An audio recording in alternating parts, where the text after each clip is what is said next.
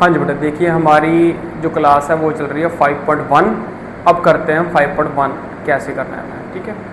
First question क्या बोला है हमारे पास, the taxi fare after each kilometre when the fare is 15 rupees for the first kilometre. अगर आप फर्स्ट किलोमीटर जाते हो तो वह 15 रुपीज़ चार्ज करता है, ठीक है। नेक्स्ट, अगर आप नेक्स्ट आगे किलोमीटर जाओगे तो एडिशनल चार्ज लेगा वो 8 रुपीज़। मतलब इस क्वेश्चन में ये बोला गया, सपोज दैट, मैं आपको एग्जांपल के समझाता हूँ। सपोज ये फर्स्ट यहाँ तक 1 किलोमीटर है, नेक्स्ट ये भी यहाँ से 1 किलोमीटर है, नेक्स्ट ये भी यहाँ से 1 किलोमीटर है, ओके। यानी टोटल हमारे पास 3 किलोमीटर हो गया। अगर वो यहाँ से फर्स्ट किलोमीटर जाता है तो वो 15 रुपीज़ चार्ज लेगा आपसे, मतलब 15 रुपये लेगा।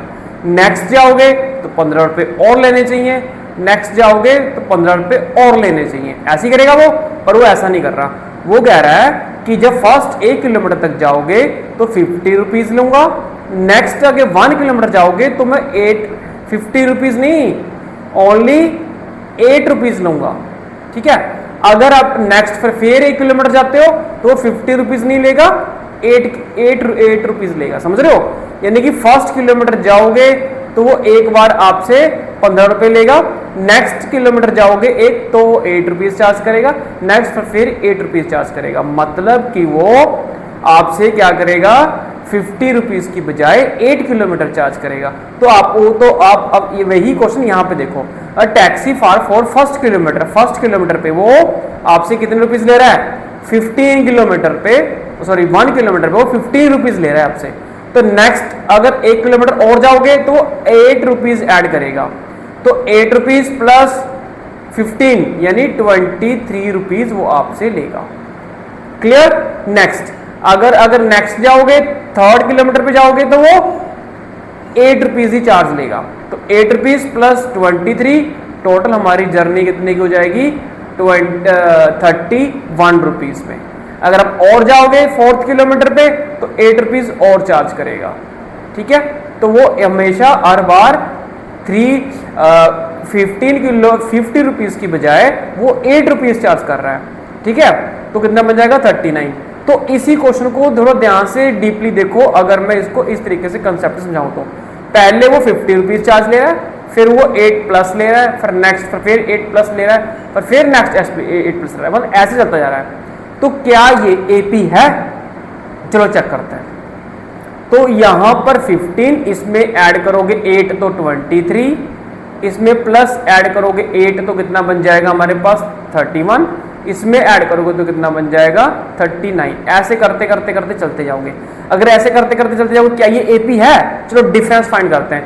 इन दोनों का डिफरेंस निकालोगे तो 8 आएगा, इन दोनों का डिफरेंस निकालोगे तो 8 आएगा, इन दोनों का डिफरेंस निकालोगे तो 8 आएगा। यानी कि सभी में जो डिफरेंस है वो सेम है। जब भी हमारे पास डिफरेंस सेम हो तो वो क्या होती है, हमारे पास एपी होती है। तो ये एपी सीक्वेंस बन जाएगी।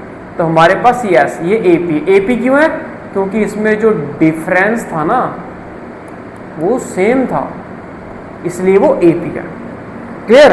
अगर ऐसे डीपली क्वेश्चन समझने हैं ना हमें, अगर आपने ऐसी डीपली क्वेश्चन समझने आपने तो MWS को ज्वाइन कर लो अभी के अभी। क्लियर। क्योंकि देखो अभी आपने 9th की है, ठीक है। अब आप 10th में हो तो A to Z सारा बेस क्लियर होना चाहिए। अगर बेस क्लियर नहीं है आपका तो समझ लो कोई फायदा नहीं है मैथ का, ठीक है। आ जाओ, आपको एक अच्छा मेंटर मिलना बहुत जरूरी है, क्योंकि आप आगे +1 +2 में बहुत बढ़िया स्ट्रीम लेने वाले हो, मुझे पता है। इससे पहले आपका बेस क्लियर करवा दूं तो मुझे फिर किसी बात की टेंशन नहीं है कि मेरे बच्चे जो है बहुत अच्छे तरीके से अपने फील्ड में कर रहे हैं, ठीक है। नेक्स्ट देखो, अगर नेक्स्ट बात करें तो आपके लिए नेक्स्ट क्वेश्चन ये है, the amount of air present in a cylinder. Cylinder में क्या रख रखिए, एयर है। ये अब गैस लगा लो, एयर लगा लो, कुछ भी सिलेंडर में रखिए। Vacuum of pump is removed, वो कितनी 1/4 बाहर निकल रही है of air removing into a cylinder at a time. Time के अकॉर्डिंगली वो क्या निकल रही है, बाहर निकलती जा रही है, निकलती जा रही है, निकलती जा रही है। 1/4 निकल रही है, ये बात ध्यान में रखना। चलो ठीक है, क्वेश्चन समझ में आ गया। आगे करते हैं, सुनो। कहते लेट द इनिशियल, हमने कुछ ना कुछ लेट कर दिया। Let the initial value volume of air in a cylinder be V, यानी वॉल्यूम को हमने क्या मान लिया, वी मान लिया। In each stroke is a vacuum pump, जब ई स्ट्रोक एक पंप जब एक तरीके से निकलता है तो 1/4 निकलता है। 1/4 रिमूव कितना होता है, 1/4। किसका 1/4 भाई, वॉल्यूम का 1/4, तो मैं इसको की मानूंगा वी। ओके, वॉल्यूम का 1/4। तो मेरे पास रिमेनिंग क्या बचेगा, रिमेनिंग क्या बचेगा, अगर टोटल v है, v में से 1/4 निकल गया तो कितना बचेगा, तो आप इसका एलसीएम ले लोगे, बहुत अच्छे तरीके से एलसीएम लो, इसके नीचे 1 लिखोगे, इसको इधर क्रॉस कर दोगे, इसको इधर क्रॉस कर दोगे, इसको इधर क्रॉस कर दोगे, 5v इंटू 4v, इसको इधर क्रॉस करोगे तो v का v आ जाएगा, 4 इंटू 1 कितना होता है, 4 होता है। मतलब मेरे कहने का मतलब ये है 4v माइनस v कितना होता है, 3v, 3v माइनस 4, ये हमारा रिमेनिंग बचेगा। मतलब अगर टोटल आपके पास v था, वॉल्यूम में कुछ v था, तो वो कम होके 1/4 उसमें से निकाल लिया गया, रिमूव कर लिया गया, जो बचेगा वो कितना बचेगा, 3v/4 बचेगा। क्लियर। अगर ऐसे ही वो अगली बार फिर निकालेगा, क्योंकि उसने निकालना तो है ही, नेक्स्ट फिर निकालेगा, यानी कि 3/4 तो रह ही गया हमारे पास, यही रह गया ना, इसमें से उसने निकाल दिया, कितना निकाल दिया, 1/4 फिर निकाल दिया, किसका, 3v/4 का, इसका निकाला गया। तो इसको किससे करोगे, इसको ऐसे कर लोगे, 3v/4, ये बन जाएगा 3v/16, ये बनेगा ना। अब इन दोनों का ले लोगे आप एलसीएम, एलसीएम लो, दोनों का एलसीएम कितना आएगा, दोनों का एलसीएम होता है 16। एलसीएम नहीं निकालना था तो ऐसे निकाल सकते हो, 4 × 6, 2 से डिवाइड किया तो 2 इधर आएगा 8, इसको 2 से डिवाइड किया तो 2 का 2 1 2 तो यह बनेगा 4। अब इसको डिवाइड करोगे तो कितना बनेगा, 1 तो हो ही खत्म, यह आ जाएगा 2 खत्म। तो इन सभी की क्या कर दोगे, मल्टीप्लाई, 2 × 2 × 2 × 2 इज इक्वल टू 16। तो एलसीएम कितना आ गया हमारे पास, 16 आ गया, 16 एलसीएम। अब इसको इससे डिवाइड कर दो, जब 16 को 4 से डिवाइड करोगे तो कितना आता है, 4 आता है। इतना क्लियर हुआ। जब आप 16 को 4 से डिवाइड करते हो तो 4 आता है, वही 4 यहां पर मल्टीप्लाई हो जाएगा, 4 × 3v माइनस, अब 16 को 16 से डिवाइड कर दो, 1 होता है, तो वही 1 को यहां मल्टीप्लाई कर दोगे। क्लियर। तो टोटल बनेगा मेरे पास 12v माइनस 3v/16, तो कितना बन जाएगा, 12 माइनस 3 कितना होता है भाई, 9/16। तो ये आ गया इसका पार्ट। क्लियर। अब नेक्स्ट, अगर वो और भी रिमूव कर रहा है तो मेरे पास कितना रिमेनिंग बचा है, 9v/16 बचा है, इसमें से उसने -1/4 और निकाल लिया। अब कितना बचेगा, ठीक है ना। अब वो कितना बचेगा, वही दोबारा से वही कंसेप्ट करो, 9v/16 माइनस ये बनेगा 9v/16 फॉर द 64। क्लियर। अब वही इन दोनों का क्या लोगे, एलसीएम लोगे, वही एलसीएम जैसे मैंने अभी यहां पे करवाया वैसे ही आप इन दोनों का एलसीएम ले लोगे, हो जाएगा, आएगा 64। अब 64 एलसीएम आने के बाद अब आप क्या करोगे, इसको इसमें से डिवाइड करवाओगे, डिवाइड कराओगे तो कितना बनेगा, 4 बनेगा, वही 4 इससे मल्टीप्लाई होगा। क्लियर। अब यहां पर 64 है, अब 64 को 64 से डिवाइड करवाओ, 1 आता है, वही 1 इससे मल्टीप्लाई होगा। अब इसको करो बेस से, 9 4 द 36v, 9 1 द 9, नीचे आएगा 64, तो कितना बनेगा, 36v में से अगर 36 में से अब 9 निकाल रहे हो तो 27 होता है। क्लियर। अब मेरे पास क्या क्या बचेगा बताऊं आपको। फर्स्ट मेरे पास v था, फिर क्या था 3v/4 था। नेक्स्ट क्या था मेरे पास, ये वाली रकम बच गई थी 9v/16। आगे क्या बच गया 27v/64। क्या इन सभी का डिफरेंस इक्वल है, इन सभी का डिफरेंस इक्वल है। उससे पहले मैं आपको बता दूं, आप इसको ऐसे भी लिख सकते हो 3/4b, ये बनेगा 3/4 की होल स्क्वायर, ये बनेगा 3/4 की क्यूब। अगर कोई पावर में नंबर बढ़ता जा रहा हो ना, जब कोई नंबर पावर में बढ़ता जा रहा हो तो हमेशा आंसर 9 होता है, तो आएगा ये एपी नहीं है, इनका डिफरेंस जो है वो इक्वल नहीं है, जिस वजह से ये क्या हो जाएगी एपीवी नहीं है। क्लियर एवरीवन, आई होप आप सभी को क्लियर है। चलो नेक्स्ट करते हैं। अगर मैं थोड़ा फास्ट बोल रहा हूँ तो मुझे बता देना, वैसे तो आप समझदार हो, आप कर लोगे अच्छे से, ओके, क्योंकि जिस तरीके से मैंने आपको समझाया है। दोबारा देख लो मैंने कैसे किया, एक बार रिमाइंड कर लेते हैं, अब थोड़ा सा आ जाओ। देखो मेरे पास जो सिलेंडर है वो है V, उसका जो वॉल्यूम है ना उसका V मान लिया मैंने, वो हर पंप से 1/4 निकलता जा रहा है, 1/4 निकल, तो टोटल है V में से 1/4 निकालोगे तो 3/4 बचेगा मेरे पास, ठीक है। अब इसमें से मैंने और निकाल दिया, तो 3v/4 में से मैंने 1/4 3v/4 इसका हिस्सा मैंने और निकाल दिया तो ये बनेगा दिस वन, ये बनेगा 4/16। अब इन दोनों को माइनस करोगे तो हमारे पास पहले एलसीएम लेना पड़ेगा। एलसीएम मैंने ले रखा है ऑलरेडी 6, एलसीएम लेने के बाद मेरे पास क्या बच गया 16 आ गया। तो इस जो नीचे है नीचे से डिवाइड कर दोगे, जो बचेगा ऊपर वाले से मल्टीप्लाई हो जाएगी, ये भी नीचे वाले से नीचे डिवाइड कर दोगे, जो बचेगा ऊपर मल्टीप्लाई हो जाएगी। तो 3 × 4 12 होता है, और यहाँ क्या बचेगा मेरे पास 9 बचेगा, ठीक है। तो यह बनेगा मेरे पास, ये बन जाएगा 9v/16। क्लियर बेटा। अब मैं इसका आगे निकालना चाहता हूँ तो इसमें से इसका 1/4 निकाल दो, तब मेरे पास ये बच जाएगा। तो अगर मैं बात करूँ तो इसका जो राइट आंसर है तो ये बन जाएगा, ये बन गया। अब इससे क्या करोगे आप, फर्स्ट रकम ये रही, सेकंड ये रही, थर्ड ये रही, फोर्थ ये रही। अब हमने इसमें ये चेक करना था क्या ये एपी है या नहीं है, तो वो कैसे चेक करोगे, डिफरेंस जो है वो इक्वल होना चाहिए। इसमें पावर्स आगे चल रही है तो ऑब्वियस ही बात है इसमें डिफरेंस जो है वो सेम नहीं आएगा। जब डिफरेंस सेम नहीं होगा तो ये एपीवी नहीं होगी। Clear everyone, very good. So next question देखो, नेक्स्ट क्वेश्चन इसी के साथ रिलेटेड है। आगे देखो, the cost of a digging a wall after every metre of digging. अगर वो हर 1 मीटर खोदता है, उसके 1 मीटर की खोद में जो उसकी कॉस्ट पड़ती है वो पड़ती है 150 रुपीज पड़ती है, यानी 150 रुपये पड़ता है अगर वो 1 मीटर तक खोदता है। तो अगर वो फर्स्ट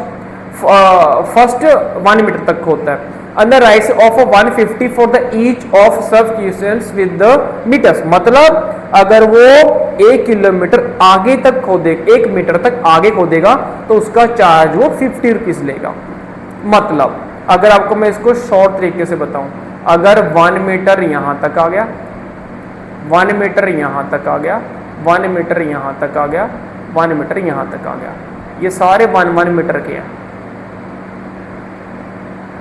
फॉर एग्जाम्पल अगर वो यहां से लेके यहां तक खोदने का, मतलब कि अगर बताऊं तो यहां से लेके यहां तक आ जाओ, ये 1 मीटर, ये 1 मीटर, ये 1 मीटर, ये 1 मीटर है, 1 मीटर है, 1 मीटर है, 1 मीटर है, 1 मीटर है, ठीक है। अगर मैं बात करूं, अगर वो यहां से लेके यहां तक खोदता है तो उसको 150 रुपीज की कॉस्ट लेता है वो।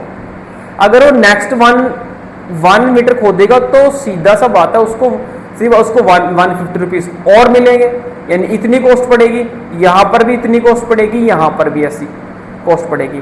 पर वो कहता है ऐसा नहीं है, कहते हैं अब फर्स्ट 1 मीटर खोदने पर मैं जो चार्ज लूंगा, जैसे वो कॉस्ट पड़ेगी उसको वो 150 रुपीज पड़ेगी, पर आगे जब वो 1 मीटर तक और खोदेगा तो उसको 150 रुपीज नहीं देने, उसको सिर्फ 50 रुपीज देने हैं। नेक्स्ट आगे और जाएगा तो 50 रुपीज और ऐड हो जाएंगे, और आगे जाएगा तो 50 रुपीज और ऐड हो जाएंगे। मतलब जो नेक्स्ट जो मीटर खोदे जाएंगे उसके लिए चार्ज जो है वो 50 रुपीज रह जाएंगे। ठीक है, वही क्वेश्चन है, the cost of a digging of a first metre is 150, यानी 150 खोदने पर उसको 150 चार्ज लगेंगे। नेक्स्ट 1 मीटर खोदने पर 50 रुपीज होंगे। 50 रुपीज तो ये वाले हैं, 150 पहले वाले हैं, टोटल कितने हो जाएंगे 200। ठीक है, अब नेक्स्ट आगे अगर वो फिर वो थर्ड पे खोले, थर्ड मीटर तक खोदेगा तो 50 रुपीज और हो जाएंगे। 200 पहले वाले, अब वाले 50, कितना हो गया 250, यानी कि पहले 150 था, फिर 50 रुपीज ऐड हो गए, फिर 250 हो गया, फिर 200 हो गया। अब वो 50 रुपीज और ऐड हो जाएंगे तो वो 250 हो जाएगा। यानी अगर एपी की बात करें, पहले 150 आएगा, फिर उसमें क्या करोगे 50 रुपीज ऐड कर दोगे तो कितना बन जाएगा 200, 50 रुपीज ऐड कर दोगे फिर कितना बन जाएगा 250। ऐसे करते करते करते करते जितना चाहे वो उतना तक खोद सकता है और उतनी कॉस्ट उसको देनी पड़ेगी। अब इसमें का डिफरेंस इक्वल है 200 माइनस 50, 150 50, 250 माइनस 200 यानी 50। यस, सभी में जो डिफरेंस है बेटा वो सेम आ रहा है। जब भी डिफरेंस सेम हो सो वो एपी होती है। क्लियर? अब खुद देखो, डिफरेंस सेम है ना, पहले 150, फिर 200, फिर 250, यानी कि अगर चार्जेस की बात करें तो वो 50 रुपीज बढ़ते जा रहे हैं, तो डिफरेंस भी क्या आ जाएगा 50 रुपीज, जिस भी हिसाब से हमारा आंसर ये ठीक हो जाएगा। इसमें आंसर क्या आ जाएगा 250, आंसर आ जाएगा AP series. Yes, okay. Next वाला क्वेश्चन पढ़ो। नेक्स्ट क्वेश्चन क्या बोल रहा है हमें, the amount of a money in a account is every year when is 10,000 is deposit at a compound interest at a 8% पर annum। मतलब जो है वो अपने अकाउंट में 10,000 रुपीज जो है वो डिपॉजिट करवाता है, तो उसको क्या बोलते हैं, प्रिंसिपल बोलते हैं। ठीक है, in a compound interest. Compound interest का मतलब ये होता है कि वो बढ़ते जा रहे हैं, इंटरेस्ट भी मिल रहा है और इंटरेस्ट के ऊपर इंटरेस्ट भी लग रहा है। सपोज दैट आपके पास 10,000 रुपीज है, अगर आप वो बैंक में डाल देते हो फॉर कंपाउंड इंटरेस्ट के लिए, तो आप सपोज करो 1 साल बाद आपने 10,000 डाले थे, 1,000 आपको ब्याज मिल गया, टोटल कितना हो गया 11,000 हो गया, 11,000 हो गया। 10,000 आपके पहले थे, 1,000 आपको बैंक वालों ने दे दिए, टोटल कितने हो गए 11,000। अब अगर वो आप नहीं निकालते तो अगर बार जो इंटरेस्ट लगेगा तो जो आपने 10,000 डाले थे ना उसके ऊपर भी लगेगा, और जो आपको और ब्याज मिला था ना 1,000 उसके ऊपर भी लगेगा। तो मतलब आपको टोटल जो ब्याज लगेगा वो 11,000 के ऊपर लगेगा, यानी 11,000 के ऊपर लगेगा। आपको तो बेनिफिट ही हो गया ना। पहले तो आपने डाले थे 10,000, 10,000 तो आपको है ही जो बैंक में रखे हुए हैं, उसका तो ब्याज मिलेगा ही मिलेगा, प्लस जो आपको 1,000 रुपया सरकार ने, जब 1,000 रुपया 1,000 रुपीज आपके बैंक वालों डाले थे वो भी मिलेंगे, और उसके ऊपर भी ब्याज मिलेगा, यानी कि आपके इंटरेस्ट के ऊपर इंटरेस्ट मिलेगा, प्लस आपने जो 10,000 रखा हुआ था उसका भी इंटरेस्ट मिलेगा। ऐसे वाले क्वेश्चन को करने के लिए एक फॉर्मूला कैलकुलेट किया जाता है जिसको बोलते हैं this one, amount is equal to principal bracket 1 plus r upon 100 into n power n। So यहाँ पे होता है टाइम पीरियड, 1 ईयर की बात कर रहे हो, 2 ईयर की बात कर रहे हो, 3 ईयर की बात कर रहे हो, जितने भी ईयर की बात हो रही है उतने ईयर की बात हो रही होती है। ठीक है, हमें ये नहीं पता उसने कितने ईयर बोला है, पर मैंने लिख दिया अप टू 1 2 3 4। ठीक है, चलो अब ये होगा कैलकुलेट करने के लिए फॉर्मूला। अब इसको फिल कैसे करना है वो बताते हैं। देखो, ए होता है अमाउंट, अमाउंट मतलब कितना पैसा आपका उसमें टोटल रखा हुआ है, प्रिंसिपल कितना पैसा आपने डाला था, आर रेट ऑफ इंटरेस्ट होता है, एन मतलब टाइम्स, कितने टाइम के लिए कैलकुलेट किया, आपने वो पैसा कितने साल के लिए रखा, 2 साल के लिए रखा, 3 साल के लिए, 4 साल के लिए, 5 ईयर के लिए, जितना भी होता है। तो कैलकुलेट करने के बाद हम इसमें फॉर्मूले में फिल कर देते हैं।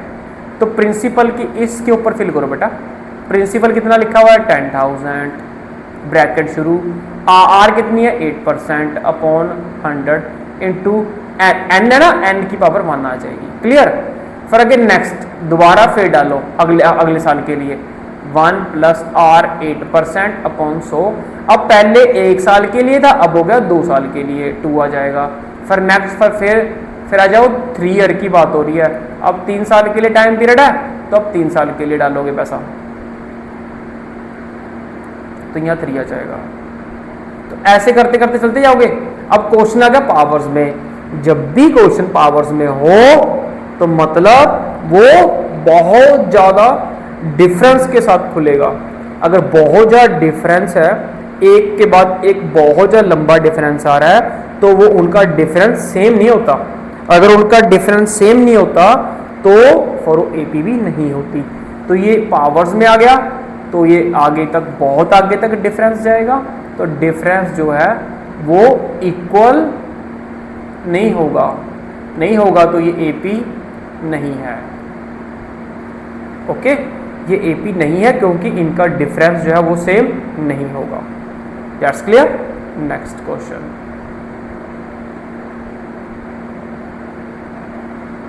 ओके